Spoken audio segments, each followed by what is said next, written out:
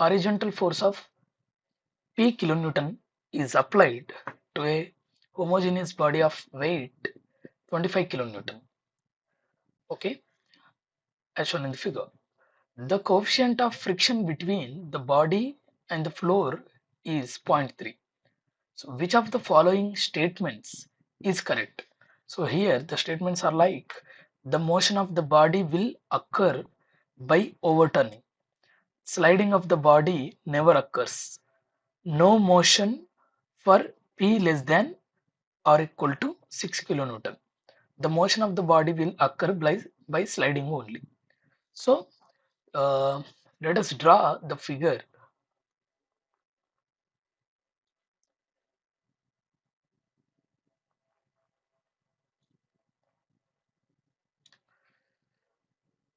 There is force P. We don't know how much it is. And weight of the block is 25 kilonewton. And this width is 0.5 meter, if I'm not wrong. Sorry, 1 meter.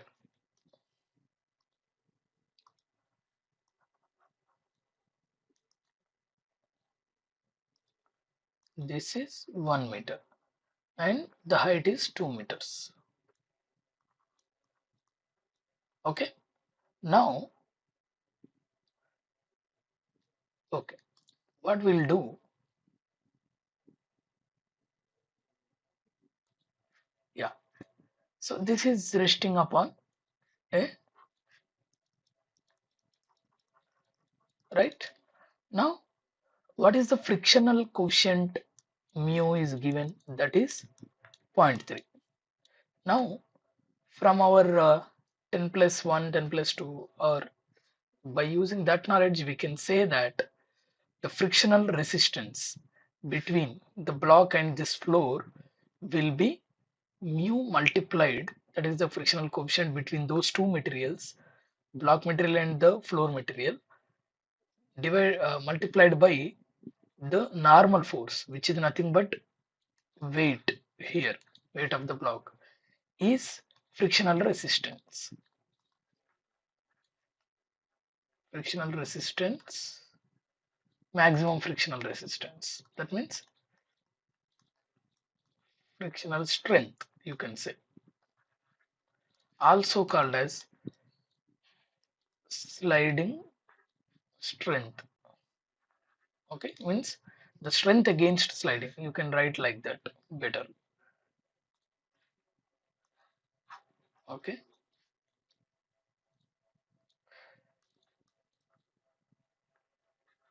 strength against sliding. That is what mu into n. Here n is 25 kilonewton. So I will write frictional strength F as mu into n, zero point 0.3 into 25. I can write it as 7.5 kilonewton. Okay, that much frictional strength it has. Okay, now here for point 1,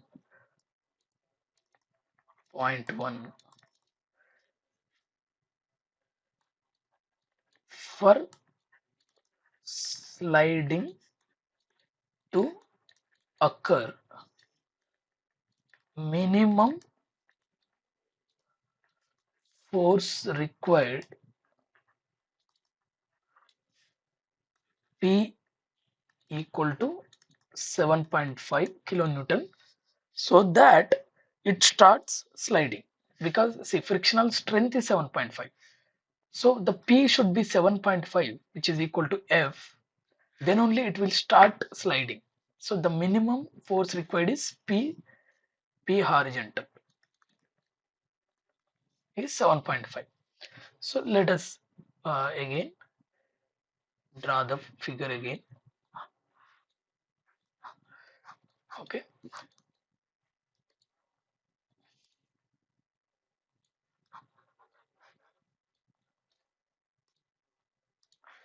what I'll do,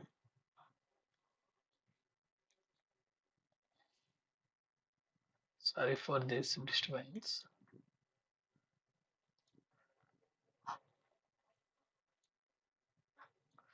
So there is some load like this here.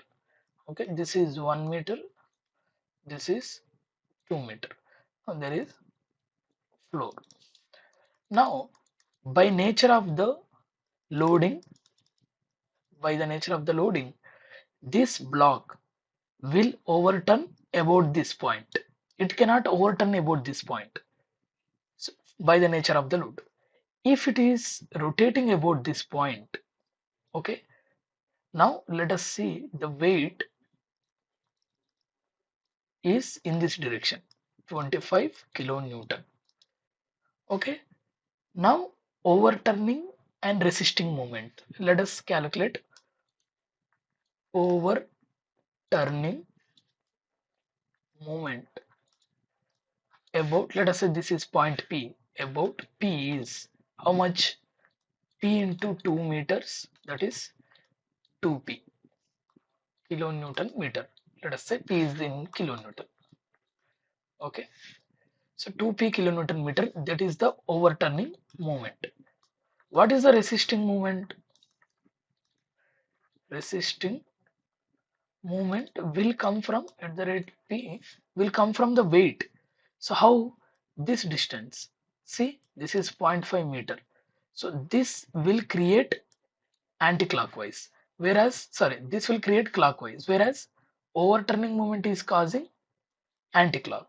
So this will become resisting moment, that will be 25 multiplied by 0.5, that is 12.5, sorry,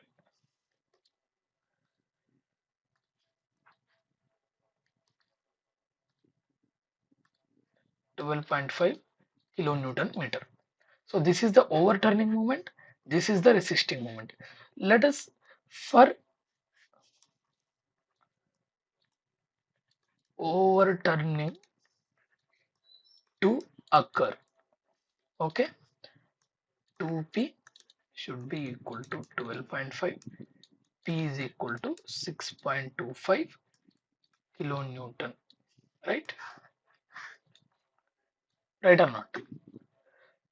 Now, what we will do here, we can make a point from here for overturning to occur, minimum P is 6.5 kilonewton, right? Now, point, this is point 2, major point 2. You see this I'll write point 2. From point 1 and 2. Point 1 is, for sliding to occur, minimum force required is P 7.5 kilonewton. For overturning to occur, minimum P required 6.25 kilonewton. Now, from these 2 points, what can I derive? I can say that here, therefore, sliding will never occur as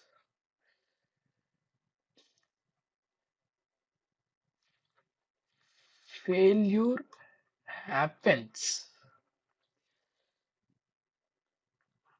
at P equal to 6.5 kilonewton itself.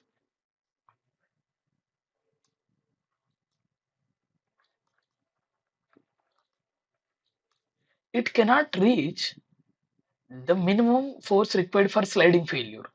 It cannot reach, because before reaching that P 7.5 kilonewton, it would have already failed. So sliding will never occur. Okay, that is one point. Next point, major.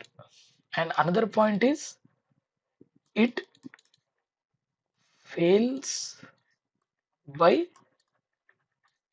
overturning. Also, you can write that it will overturn, right? Because it will not slide, it will overturn. It will overturn. And other point, if you see the points and then you read the motion of the body will occur by overturning, right? The sliding of the body never occurs. That is also right, we proved. So no motion occurs P less than or equal to 6. Now, if you read the point 1 for sliding motion to occur or for sliding at least for sliding motion, it's okay. That is nothing but failure. Okay, here you can say motion itself is failure. In for sliding to occur, you need this much load, 7.5 kilonewton. For overturning to occur, you need for overturning to occur minimum you need this. So if P is less than or equal to, sorry, if P is less than or equal to 6 kilonewton, no motion occurs. No motion occurs. Okay. So here if you see no motion occurs at, this is also right. Motion of the body will occur by sliding only. It cannot even slide. So how can the motion happens by sliding? So first three are correct. So your answer can be A, comma, B and C. So you can give multiple options. This is the answer.